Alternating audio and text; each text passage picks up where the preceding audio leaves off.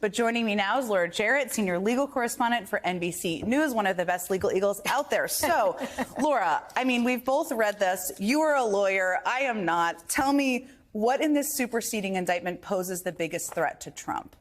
This helps flesh out the prosecutor's story, their theory of the case. We had already seen in detail the allegations about him keeping the classified documents of Mar-a-Lago and then trying to squirrel them away and hide them once authorities try to get him back. This helps provide insight into what prosecutors would talk about as a consciousness of guilt. The idea, the allegation, their theory here that he actually attempted to engage in a conspiracy, an agreement with others to delete the security footage. There is no reason for you to delete the security footage if you didn't think you did anything wrong. And so the prosecutors would want to be able to use that to tell a story to the jury that would make sense.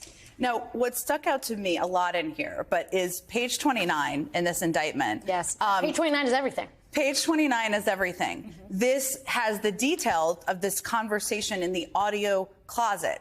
It doesn't have Trump, though, his audio recording. It has this implication that Trump wanted this to happen. So how, in a court of law, do you prove it? Do they need one of these? It seems clear that employee number 4 here may be working with Jack Smith's team. Is that your belief as well? I think that that is certainly an implication that is fair to read from this. He turned over text messages appeared. It's not clear whether there's some sort of wire or other recording in that little right, like audio how did they room. Get the audio? And it's so detailed. It's not an exact transcription, but it would be a lot for employee 4, the IT director, to remember all of this by memory. And obviously, if prosecutors are going to allege this, they want to be able to back it up. And so they're going to need to be able to put someone on the witness stand to be able to authenticate that. And they're not going to be able to put on the IT director who, through hearsay, is saying, I was told that the boss wanted it done. They need some direct evidence. So we don't know here. Well, I mean, he obviously hasn't flipped. De Oliveira, the new defendant, we don't know anything about him flipping clearly. Do they need one of them in order to make this a strong enough case? Or could they do it without that? Well, it certainly would be helpful to them, but I'm not sure that it's essential at this point. We know from reporting that prosecutors did try hard to get Nauta to flip previously before charging him, and he so far has not shown any indication to doing that. However, we're still in the early stages of this, right? As far as we understand it, this grand jury is actually still active. We don't know other witnesses, other testimony, what else is going on down there in Florida. Obviously, we were all focused on Washington, D.C. Yeah. We didn't even know about the superseding indictment here today. This was not on the bingo card this morning, no. No, we were focused elsewhere.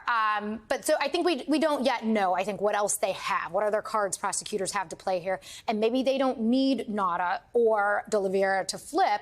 It would certainly be helpful if they did, but it might not be essential to proving their case against the former president. So one of the charges is about this Iran war plan, this Iran document that Trump is on audio talking about. How significant is it that there's audio of him talking about it? Does that matter a lot in this case? It was always significant to have the audio, and certainly now they have the document. And that was always sort of a question mark out there because the former president, through implication, had almost made it seem like, well, maybe it was just bluster, maybe it was a newspaper, who knows? No, it turns out the document is real, and they got it, and they got it back, and they say when they got it back because he returned the documents to NARA, National Archives, in January 2022, and detailed here in a handy-dandy chart that our Lisa Rubin, our other legal eagle, found. Another legal eagle. It explains how long he retained the classified documents illegally, according to prosecutors, and it shows that they actually got the document back. And so I think, again, it helps bolster their case to be able to show the jury, here's the document, here's the recording, here's, it all speaks to his state of mind.